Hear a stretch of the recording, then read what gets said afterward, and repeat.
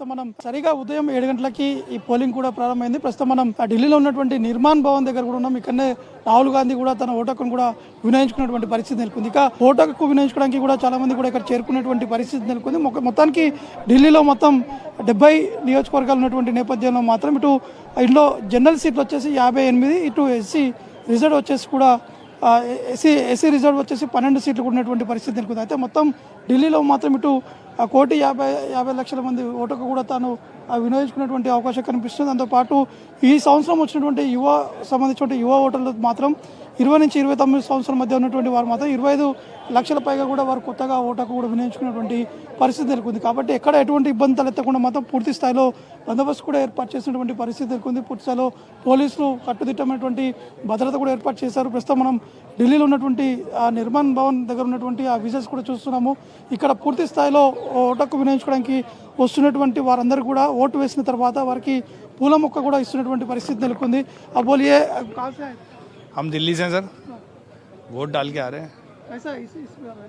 इस बार बहुत अच्छा रहेगा और बीजेपी सरकार पूरी बहुमत से सरकार बनाएगी दिल्ली में।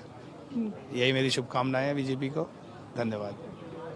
ఇది మొత్తం ఓటుకు వినియోగించుకోవడం కూడా వారందరూ కూడా ఇక్కడి నుంచి బయటికి కూడా వస్తున్నటువంటి ఆ దృశ్యాలు కూడా చూస్తున్నాం. ఇక్కడ ప్రత్యేకంగా కొన్ని ఏర్పాట్లు కూడా చేసినటువంటి పరిస్థితి నెలకొంది. అయితే మొత్తం ఢిల్లీలో ఉన్నటువంటి పోలింగ్ స్టేషన్లు మాత్రం 13,033 పోలింగ్ స్టేషన్స్ కూడా ఉండడం జరిగింది. మొత్తం 100% పట్టణ సంబంధించినటువంటి ఆ ప్రాంతంలోనే ఈ యొక్క పోలింగ్ స్టేషన్ కూడా ఉన్నటువంటి పరిస్థితి నెలకొంది. అయితే దీంతో పాటు ఇటు సోనియా గాంధీతో పాటు ఇంకా మిగతా కొంతమంది ముఖ్య నేతలు కూడా వారు తమ ఓటుకు వినియోగించుకునేటువంటి అవకాశం కనిపిస్తున్నాయి. ఒకవైపు రాహుల్ గాంధీ ఇక్కడ ఓటు కూడా వేయడం జరిగింది. మరోవైపు ప్రియాంక గాంధీ ఇటు అటల్ స్కూల్లో అంటే 11 గంటలకి తమ ఓటుకు కూడా వినియోగించుకునేటువంటి అవకాశం కనిపిస్తుంది. దాంతోపాటు కాంగ్రెస్ పార్టీకి సంబంధించినటువంటి అధ్యక్షుడు ఇటు కాంగ్రెస్ కమిటీ ఢిల్లీ అధ్యక్షుడు కూడా వారు 10 గంటలకి తమ ఓటుకు కూడా వినియోగించుకునేటువంటి అవకాశం కనిపిస్తుంది. దాంతోపాటు అరవింద్ కేజ్రీవాల్తో పాటు ఇటు మనీష్ సిసోడియా ఆల్రెడీ ఓటుకు కూడా వినియోగించుకోవడం జరిగింది. వారు లేడీ ఇర్విన్ సీనియర్ సెకండరీ స్కూల్లో కూడా వారు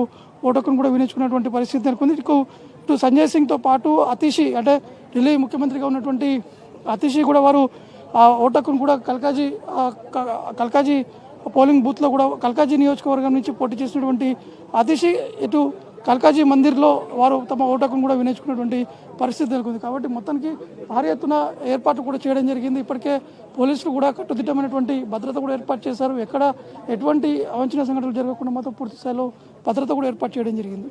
ముఖ్యంగా అంటే సమస్యాత్మకంగా ఉన్నటువంటి ఆ ప్రాంతాలను కూడా ఇప్పటికే ఎన్నికల అధికారులు గుర్తించడం జరిగింది. అక్కడ కొన్ని ప్రత్యేకమైనటువంటి ఫోర్స్ను కూడా ఏర్పాటు చేయడం జరిగింది. కేవలం ఢిల్లీ పోలీసే కాకుండా సిఆర్పీఎఫ్ సంబంధించినటువంటి పోలీసులతో పాటు ఇంకా అదనపు బలగాలను కూడా ఇక్కడికి మోహరించినటువంటి పరిస్థితి నెలకొంది. కాబట్టి అనేక ప్రాంతాల్లో అంటే ఓటుకు వినియోగించుకున్నటువంటి వారికి మాత్రం ఎటువంటి ఇబ్బందులు కలగకుండా మాత్రం పూర్తి స్థాయిలో అన్ని ఏర్పాట్లు చేశామని చెప్పేసి కూడా ఎన్నికల అధికారులు కూడా చెప్పడం జరుగుతుంది. దాంతోపాటు వృద్ధులు కావచ్చు ఇంకా మిగతా కొంతమంది ఎక్కువగా వస్తున్నటువంటి నేపథ్యంలో వారికి ప్రత్యేకమైనటువంటి ఏర్పాట్లు కూడా చేయడం జరిగింది. వారికి వీల్ చైర్స్ ఏర్పాటు చేసి అక్కడి నుంచి నేరుగా లోపల వరకు కూడా వారికి వీల్ చైర్ ఏర్పాటు కూడా చేసినటువంటి పరిస్థితి నెలకొంది. దాంతోపాటు ప్రస్తుతం మనం ఇక్కడ చూస్తున్నాం. ఇక్కడ ఓటుకు వినియోగించుకోవడానికి వచ్చినటువంటి వారందరూ కూడా ఇక్కడ పూల మొక్కలు కూడా ఇచ్చి వారిని కూడా ఇక్కడ నుంచి వారికి ఆ విజువల్స్ కూడా చూస్తున్నాము.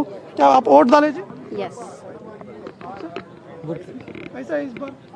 बहुत अच्छा है। इतने साल से हम लोग यही डालते हैं सब्जी टाइप।